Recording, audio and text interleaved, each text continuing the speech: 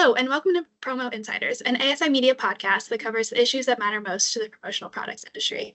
I'm Hannah Rosenberger, and in this episode, I'm joined by Brian Duran, General Manager at MediaTree, an industry supplier that focuses on branded gift cards. Brian, thanks so much for joining me today. Thank you. Thanks for having me.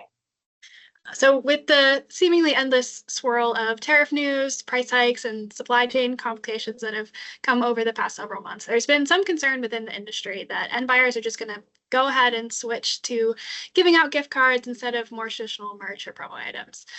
President Trump did announce in mid-June, just a few days ago as of this recording, that no further changes to the tariff rates would be made. So there may be some stability coming in the near future, but the full effects of those tariffs on the industry are still playing out. Brian joins us today to talk about what he's seeing at MediaTree, including what he's heard from distributors who are using gift cards more frequently. So MediaTree is in kind of a unique position in the industry because it's branded, so technically promo, but it is also still gift cards. You guys have had a huge 2025 so far in terms of year-over-year growth. Tell me a little bit about that. When did you first start to notice an uptick, and how has Q2 been? Yeah, Q2 has been great. So we've seen an 80% increase year over year. So our growth rate is pretty high right now. The last few months, we've seen probably 6 to 7, I think seven-figure deals. So in the millions that have come by. I believe some of it had to do with tariffs a bit, but not entirely. But we did see an uptick in people who are interested in learning more about gift cards because of tariffs. So things have kind of changed a little bit on our strategy on how people end up coming in speaking with us. So there was a little bit of panic, right? People were like, I got to figure this thing out real quick. And we're really great at that. We're very fast. You know, with our product, there is no long lead time. Things aren't getting shipped. So we're able to kind of get things done within 24 hours. And when did you first kind of start noticing some more of those inquiries that were kind of like, maybe had some language that, suggested that was because of tariffs? Yeah, definitely the March, April timeline. There was a few instances where people reached out and they were a little bit of a panic. They had some items that they were supposed to get delivered at an exact time. It looks like it wasn't going to happen. Pricing has changed for them, etc.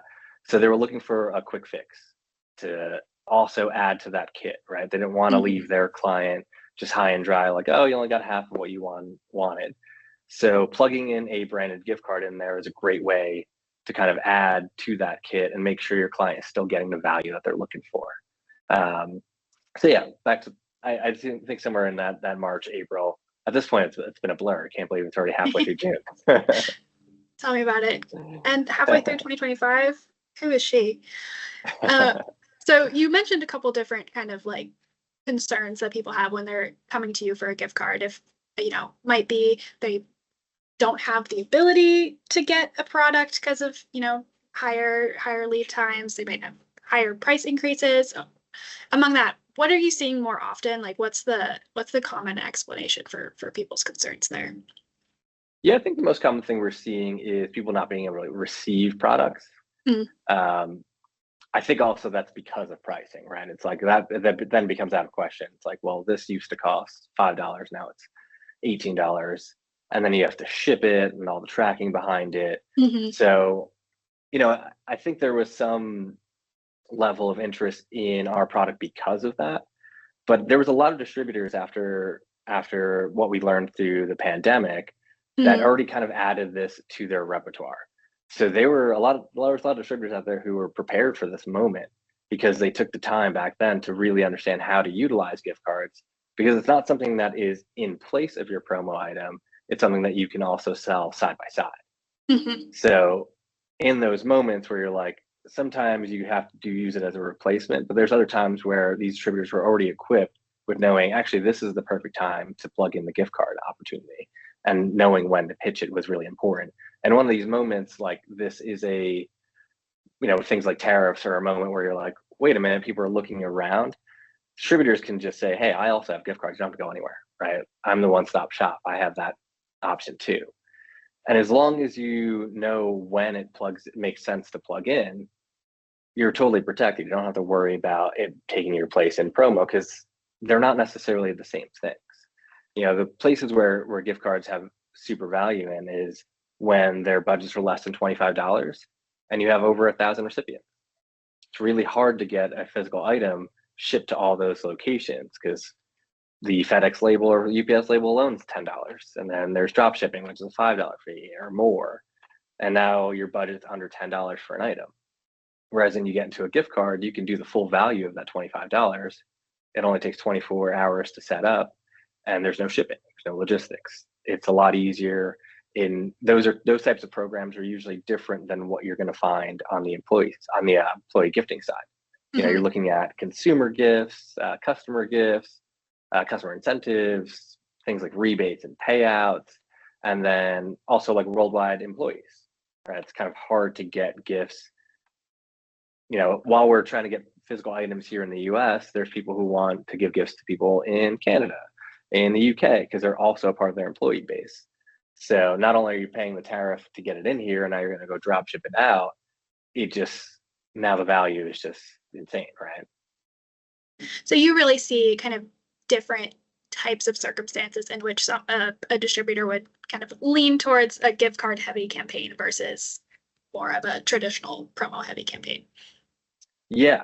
I think that, that our greatest success the last year or so has been mainly that. Those 7-figure deals have been the savvy distributors who learned how to sell alongside of their products. So there were a few instances where a little bit of that increase was the replacement, just kind of a tool of like, we can't get this item right now, let's plug in the gift card. But a lot of that growth were these use cases that distributors found with their clients growing their base. Because in that moment of panic, like things are more expensive now, et cetera, people have to get really creative on how they're going to speak to their consumers. So that's why this industry is so interesting to me. It's like everyone here is so creative. Like even, if you're having a hard time getting gifts for employees because tariffs, you can immediately pivot to like, well, let's help you drive revenue. Let's help you drive revenue with your customers. And that's where gift cards kind of really come into play. You said up top that you think part of the reason why you've seen this sort of growth right now is because a lot of distributors kind of prepared for it during COVID. What did you see then, and how does that compare to what you're seeing now? Yeah, I think during the pandemic time, it was a lot of panic of like, what do we do now? And we saw some growth there as well. And there was a lot of distributors where we have the ability to deliver things via email. So everyone was working remote for the first time. It was very difficult to get physical items to 1,000, 2,000 employees. So there was a lot of training. There was a lot of education that happened during those years. I'm sure if you were one of those people, 4 or 5 years ago, you probably heard me do some sort of webinar. I was doing webinars like every 2-3 weeks, just trying to educate everyone in the industry. So the difference, I think, this time around was all of those people who went through it came in super equipped. Mm-hmm. So a lot of people who did come to us the last few months knew exactly what they needed. They knew exactly how to solve their client's problem. So it was impressive to see because there was less panic behind it. There was still the stress, right? There was still that like, I got to figure this out right now. Like my client's mad XYZ, and we're trying to figure this out and our language around it, but they knew the path. Mm-hmm. So it was nice to see that kind of difference there where it was like full panic to like a focused panic in a way. Focused panic. I like that. I like that's what I have to think about if I get stressed. Okay. Focus the nervous energy somewhere. Yeah. Have you talked a little bit about creativity with some of the distributors that you've worked with over the past like 6 months, especially? Do you have any specific examples of distributors that you think have done a really good job with a particular project that kind of incorporated gift cards? Yeah. We did see, so someone was putting together a kit for it was like a movie and popcorn kind of thing. So the gift card wasn't even really on the table quite yet. They were putting together like blankets and popcorn baskets, etc. And it was there was about 2,000 employees that were receiving this. They were drop shipping it across the US. And when the pandemic happened, one of the items was no longer going to be there. And it was an item that was going to it was basically like the whole idea of the movie. Like that's the movie they were going to watch, and how are they, how they were going to receive it. And this distributor came up with the idea of using our gift card platform to allow the recipient to have access to the movie. Because on our platform, we have 200 plus different gift card options. So we have the ability to kind of scale down those catalogs and make themes. So they created this kind of movie theme where there was like Hulu on there, Amazon Prime, etc. So there's different avenues for that recipient to then view the movie. So it became a little more personal to them, because it's not like, oh, I'm only stuck with Hulu and I don't use Hulu and I got to subscribe, etc. I get to pick the path that makes sense for me. So the distributor was able to save that program because it was a pretty large program that was happening in March. And instead of losing it or having to half deliver it, they were able to pivot really quick. We actually provided physical cards that were inserted into it. And the nice thing about the physical card is it weighs nothing. It's a credit card size. So it was actually cheaper to ship because it was a few pounds less than it was originally going to be. So there was a lot of wins across the board that came across there. And it's one of those things where the distributor actually came to me with a full thought out plan, where I'm super collaborative. I'll sit with you and we can brainstorm, we can figure out different ways. But it was like, once I got that call, I was like, oh, you got to figure it out. Oh, you don't need anything from me other than the card. So it's like, send me the logo and we'll go from there. Yeah, no, that's fun. I'm a sucker for popcorn, so same. I approve. You touched on this a little bit before when you were talking, but obviously increased interest in gift cards is good for MediaTree's business specifically, but I think it does cause a lot of other suppliers in the industry that offer kind of so that traditional promo a bit of concern. To what extent are you really seeing distributors using promo or using gift cards, like the example you just talked about, like in conjunction, gift cards and promo together, versus full send, like exclusively leaning into kind of the gift card for rewards programs, etc.?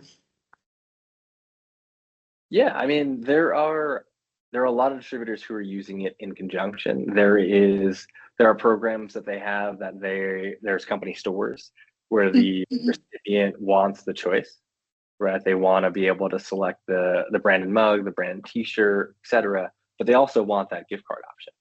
So there are different various tools that we have to make that simple, to make it easy for the distributor to also offer it.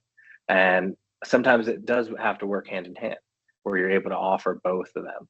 Even like what I mentioned before with the worldwide employees, like we've seen programs where they've done physical promo items in the US, but then for the recipients that are overseas, do a gift card instead.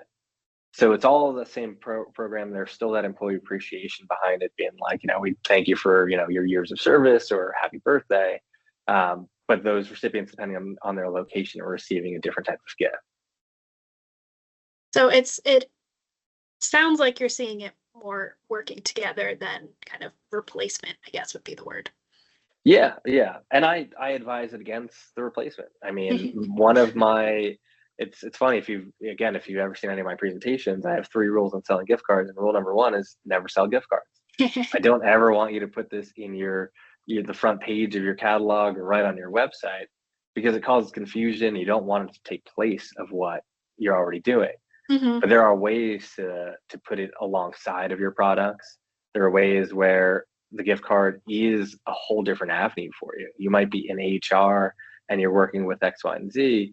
You have an avenue to get into the marketing department through gift card, through direct mail campaigns, all sorts of things. So, I jokingly say never sell gift cards, but it's like, don't sell it in the way you're selling everything else. There's a way to do it, and there's a way to make a lot of money doing it. Because those 7-figure deals that we're seeing the last few months, it's a big win for those distributors. You might not be making that like 40% margin, but there's something there, and it's super easy to do, and it's very lightweight. There is no crazy admin work where you got to send a PO to that person, this person, track this, and take a look at that whole thing. We do everything. There is a few connections that have to happen right in the beginning, and a lot of those programs are just continuous. We're seeing some that are just repeating over time. Every 6 months, there's another million plus, and we know it's going to happen again next year. And that distributor is like, whoa, that was the easiest program, and we're making tons of money on it. Sure. All right. Well, Brian, thanks so much for joining me today. I really appreciate your time. Of course. Yeah, really appreciate you chatting with me today about tariffs and gift cards and all the fun stuff. For the latest updates on tariffs and more that's happening in the promo industry, head to asicentral.com/news. Thanks to everyone for listening.